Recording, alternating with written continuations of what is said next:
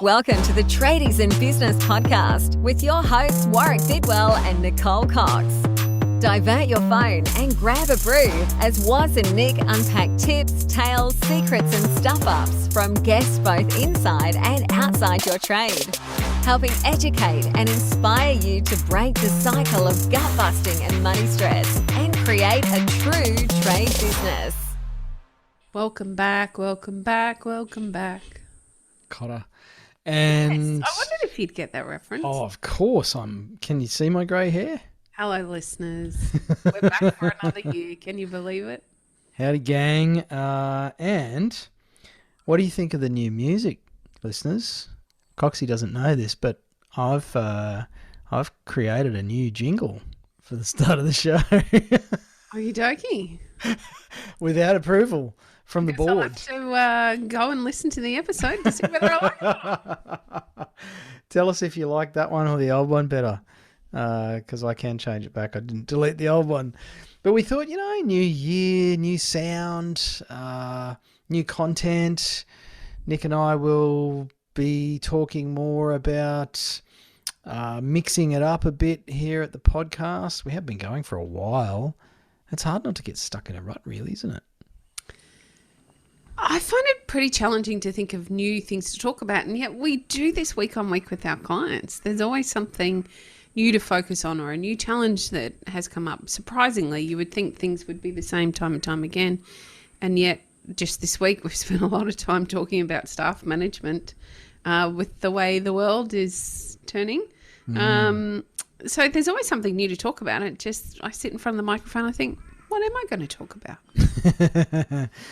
Sometimes I think we're spoiled for choice with what we do. We speak to lots of trade business owners, and we'd love to hear from more of you, our podcast listeners. So do feel free to send us a message. Tell us what you want to have us talk about, or you could drop us a review. Oh, newsflash, Spotify now. Not that I think many people listen to this podcast on Spotify, but if you do listen to this on Spotify, you can give us 5 stars.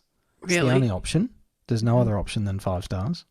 I didn't know you could do that either. But you can. Well, I don't know if they've rolled it out in Australia yet. It was announced just after Christmas. So, I probably keep an eye on all things podcast. It is what I started doing in all of this, Nicole. So yeah, if you listen to this on Spotify, go check it out. See if you can give us a rating or not, and give us some stars. And today we decided that we're going to talk about overworking. We had a great suggestion at the back of our tradie session. Thank you, Chris, if you're listening. Thanks, Chris from Brisbane. We're going to take your suggestion and talk about what we were speaking with you about, and that's overworking and the knock-on effect, I guess, for the rest of our lives. And the remedy for that. Mm-hmm. So to put you in the picture, listeners, that sounds like a weird combination, doesn't it? Mm-hmm. Listening to the picture. Mm-hmm. Can you listen to a picture? I know Dave Grohl talks about, and you and I both read the same book recently of his. He hears music in colours and images. He's one of those people with, I can't remember what the particular talent is called, but that's how he remembered music. He was never formally trained. And so he'd hear the music as imagery and shapes and stuff, which is how he remembered it. I did wonder if it had anything to do with the copious amounts of extraordinarily good fun that he seems to have. and lots of coffee. Lots of coffee. That would be enough for me to hear music. No, hear pictures. Coffee is necessary for me to hear lots of things. Yes. So anyway, sorry listeners, back on track. We are actually talking about overworking. And so to put you in the picture, I was reading recently, well, and by recently I mean sometime in the last 10 years, a piece about overtraining in the physical training space. So, gym, CrossFit, PT type stuff, or whether you're training for a particular sport. And so a lot of people think that you can overtrain and that causes injuries and burnout and fatigue and all that sort of stuff. And in some sense that is actually true. And what this particular author was saying is that it's not necessarily overtraining that's the problem, or at least that can be fixed. What the focus is, it's under recovering. So it's a lack of recovery time. And thanks to Chris, our mate in Brisbane, who has worked as a PT as well as his now trade business owner, instantly understood the difference between which one to fix, because sometimes, and we want to translate this to overworking, Nicole, something that you and I never ever do. I am exceptional at resting in my fitness. You would be hard pressed to find somebody better at it than me. And I suck at it when it comes to the business. I find it really challenging to walk away from the computer at the end of the day, or not to pick up my phone and continue working in my family time, or not to get up at 5 o'clock in the morning and throw off a couple of emails. Worse still, you and I laugh about this because we both do this, the sneaky text messages or voxes while your other significant half is in the bathroom on a road trip somewhere. I find it really hard to let go when it comes to work. So this actually was quite relatable to me as well, coming off the back of my holidays where I literally let go of everything. It was a great lesson, and I feel so much better coming into the new year for learning how to rest. I can't claim to do that fully this previous Christmas. I do remember I was laughing because my darling wife and I went for a camper trailer camping trip. We stayed at a caravan park, so it's pretty luxo for what we're used to. But we went up to the northwest of our home state here in Tassie. Beautiful spot, camped right on the beach, super quiet because it was pre-Christmas. And, we're all set up with the solar power, and we can charge the devices and all that sort of stuff. And I do use my fancy iPhone as a camera a lot when we're hiking because it's super light and it's got a great camera on it. But I do have vivid visual memory of almost every time wifey would go for her afternoon early shower to the amenities block, and I'd whip the phone out. It's like, okay, what's been going on? I'll check the emails and I'll fire off a couple of quick messages to Coxie and what's going on with our social media accounts. And then, oh shit, she's coming. Quick, put the phone away. Put the music back on. And we can bravely say this because neither of our partners listen to the podcast. Goodness, we can't get in trouble. My wife listens to her own podcast. So we're all guilty of it, I guess, is what we want you to know, listeners. It is a difficult habit to break. And I think a lot of us have tried to, and I know I have as well, with screen time quarantines and making agreements with people to help keep me accountable on taking breaks and time for self. And Nic and I even struggle with this as business partners. We make agreements with each other and then we promptly ignore those. And, one of us will log on and the other one sees it's like, crap, I better get on as well. And so trying to limit the overwork is quite challenging. And I have certainly found it easier to focus on increasing the recovery time. It's a little bit of focusing on what we want more of rather than what we want less of. Because when we focus on what we want less of, if I want to lose weight, it's the old thing amongst coaching circles that I'm focused on weight. I'm focused on how big I am or how much extra I've got. And then that sort of becomes the focus instead of how much fitness I want or, how many muscles I want to build. Like it seems like a small shift, and yet it actually helps our brain to focus on increasing something rather than reducing a bad thing. Yeah, it can be really challenging to increase the rest time. And what does, some of the great questions we're continually asked are, well, what do I do with that time? It's a brilliant question. And why don't you just sit still until the answer comes? And I also find it challenging. But what if? And it's okay for those things to wait. None of our clients expect answers on the weekend. And yet you and I consistently have old behaviour, if you're listening and you're a client, I'm sure you're not going to hear from us much on the weekends anymore. But in past, jumped in and answered those because I think we really want to help people and get them unstuck and move forward. And tradies are very much the same. They do what they do because they're great with their hands and they enjoy helping people. They can assist people.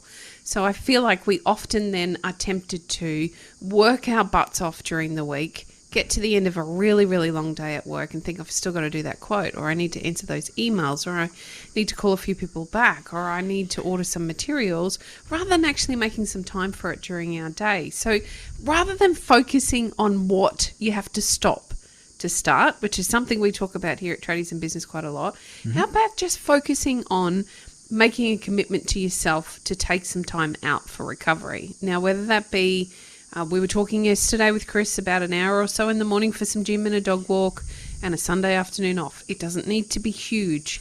It's just enough time for you to stop, rest, recover, and to replenish. I think the big thing here is when we completely drain and deplete who we are, we're not nice people to be around. None of us are. I've not met anyone yet that is a nice person to be around when they're exhausted, when they're frazzled, when they're fatigued. Warwick is laughing at me. Clearly, this is what I've been like this week. No, it's like looking in a mirror, though, because I'm a miserable bastard when I'm overworked and underrested. We all are. And I don't think we give time to understand that it's the rest that's missing. We disguise it as frustration because I haven't got all the quotes done, or frustration because the bookwork's behind, or frustration because my coaches are asking for a cash flow forecast again and I still haven't found the time to do it. And what that frustration is actually burning from is your depletion of self. You're not rested. You're not putting back into you the things that make you happy. Like, you need some time out to go and play cricket, to go and play tennis, to take a walk, to spend some time with the people that you love, read a book, have a coffee, play in the garden, all of those things that we each love to do individually. You have to build that into your week as rest time so that you can replenish yourself enough to be present and good at what you do on a day-to-day basis. And you are much nicer, not only for yourself, but for everyone around you, which gives back so much more. You train harder and faster when you're rested than you do when you're exhausted. Which means you build more muscle, you build more speed, more capacity in your sport or your physical pursuits. And think about this, listeners. Your brain is a physical part of your body. It needs rest too. It's not just for athletes. Your brain actually consumes more energy than just about any other organ in your body. So when you're a business owner and you're doing business owner things, you're burning lots of energy and you're using a lot of your body's capacity, even if you're sitting on your backside in your office staring at a customer avatar or a quote or whatever it is that you work on in the office. There's this ridiculous idea that working in an office is somehow easy and doesn't require energy and doesn't create burnout and fatigue and exhaustion. And I'm pretty sure most of our clients listening to this will agree and recognize that making the shift from being on the tools to being off the tools doesn't actually mean you suddenly have this limitless bucket of energy because, oh my gosh, I'm finally sitting in an office. This is sweet. It's sometimes more draining because, as I said, your brain burns a lot of fuel and it taxes the rest of your body. It's a physical organ. It's not this weird, inanimate thing that thinking doesn't actually cost any energy usage. So you need to recover from that. And you can look at any sports person.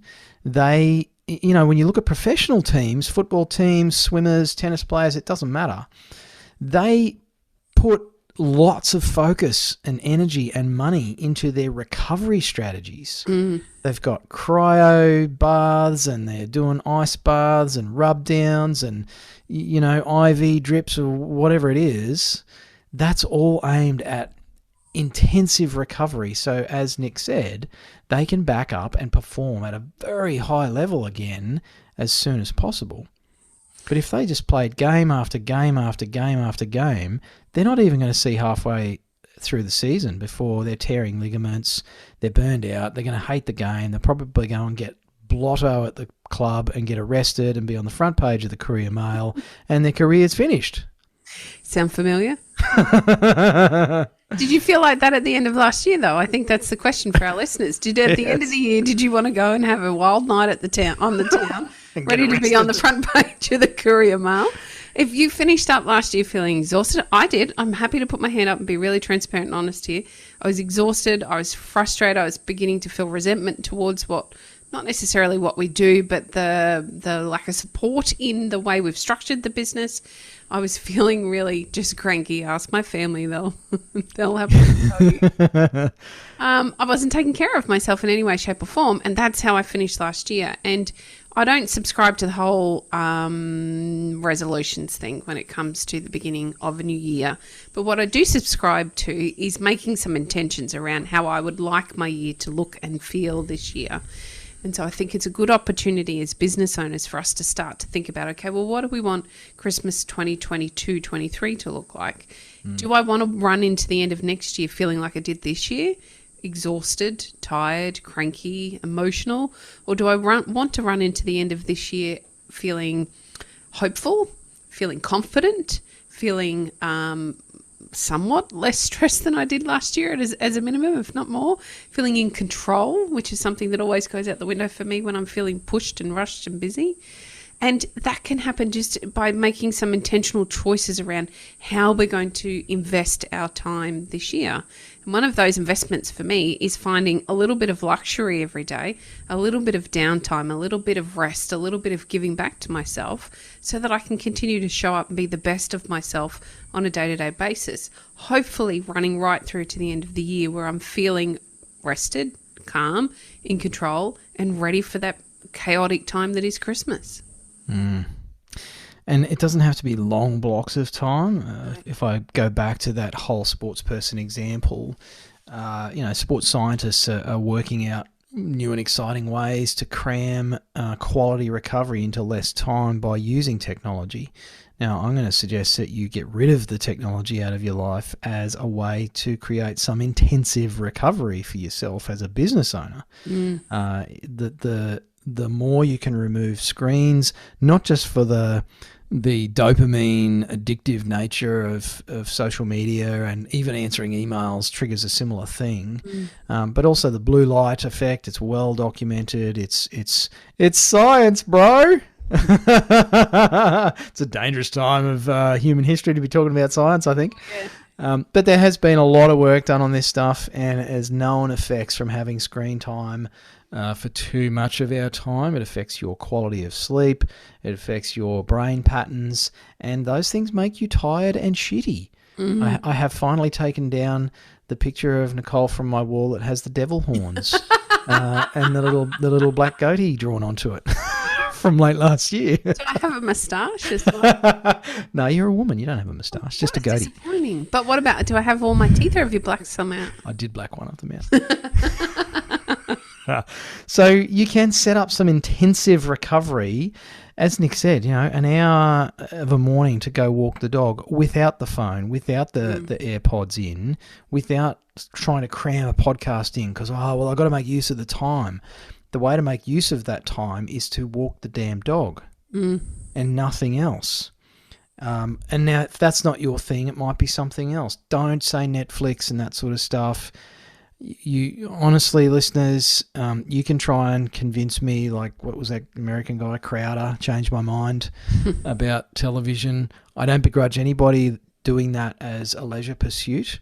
It's not necessarily quality recovery time for you as a business owner. It's putting more stuff into your head. So you need to give yourself some space for either neutrality or maybe even for things to come out of your head. We're talking to a bunch of our tradiepreneurs this week and last week as well, returning from holidays. We've got people coming back from 4 weeks away, tripping around in caravans, beachside holidays, all sorts of cool stuff that our tradiepreneurs have been doing this Christmas. And we'll talk to you at the end about how you can maybe create a bit more of that in your life, listeners. But they're coming back sharing thoughts they've had that aren't the usual because they've got some stillness, they've got some space, and they're coming back with, we've been chatting about this year and something we'd really like to create or experience or something we're inspired by. And so that's forming a part of their vision for 2022 instead of, oh my gosh, we've got another person that's, not doing their job properly. How do we deal with that?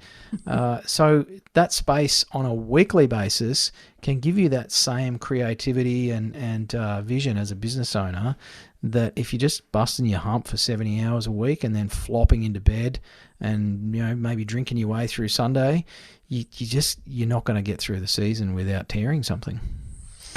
So you alluded to it just now. We do have something really exciting that we've launched. I'm not sure if that's the right word, or something we've started doing this year in the last couple of weeks. Yeah. This was, a big project of Warwick's last year. He can take all the credit for this one.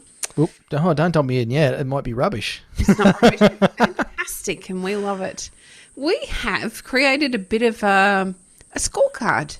Yeah. To see how close you are to being able to come off the tools as a business owner. It's a test. Everyone loves taking tests, don't they? You don't have to queue up for 8 hours for this one. No, you don't.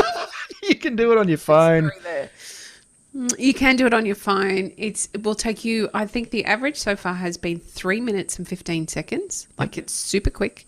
Yep. Now, not only does it give you some ideas of what needs to be worked on within your business, it'll give you some insight on what you're actually doing without really even thinking about it. And I think what we see consistently with business owners is they're doing a lot more of the stuff we feel they need to work on for a great trade business without even really being conscious about it, without actually thinking about what they're doing. So it'll give you some insight into some of those areas you can get a bit tighter on and focus on this year as we roll through 2022. It's a great opportunity for you to see how you measure up, and you can even take the test again at the end of the year and see how some of those changes you've decided to make off the back of the test have impacted your score. So this is going to give you a bit of a benchmark to work towards in 2022. We are going to put the link. It's called, I forget what you called it. Is that what it is? Get off the tools test, yeah. So basically, we're going to give you a percentage score to show you how close you are to being able to get off the tools. Mm-hmm. Lots of us want to be able to put the tools down either partially or completely in our trade business. Or if you haven't created a trade business yet and you're a tradie listening to this, it'll give you some great insight into where you're at to maybe starting a business so you can do less of the tools work. But if you want to create more of a lifestyle and less of a job, then the Get Off the Tools test is going to give you a really good idea about how far along that journey you are. And we've created a great report that'll actually give you some real pointers, as Nic said, on what you need to work on. So this is kind of like giving you some free coaching for 2022. You can go away and work on those things and then retake the test. It is free. It doesn't cost anything to do. It's just your time. It's the results are private to you. And basically, we'll give you some tips on how to improve your score, essentially. There you go. You might. Who doesn't want to score more? I like a top score. You might find some of those key areas that we're talking about in there for rest and recovery as well. There is a section in there about personal stuff. So I might poke a few people in the sore spots. So go and check it out. The link is in the show notes for today's episode. We will pop this around the place. You can probably find it on Facebook at the moment. But grab the link in the show notes. You can click that, go do the test on your phone. You don't even need to leave your mobile, which is potentially where you're listening to this episode on, and find out, can you get off the tools yet? How close are you? What's your score? And if you want any more help, join the group, hit us up, book a session with us, whatever you need to do, make 2022 great again. Woohoo. Thanks for listening.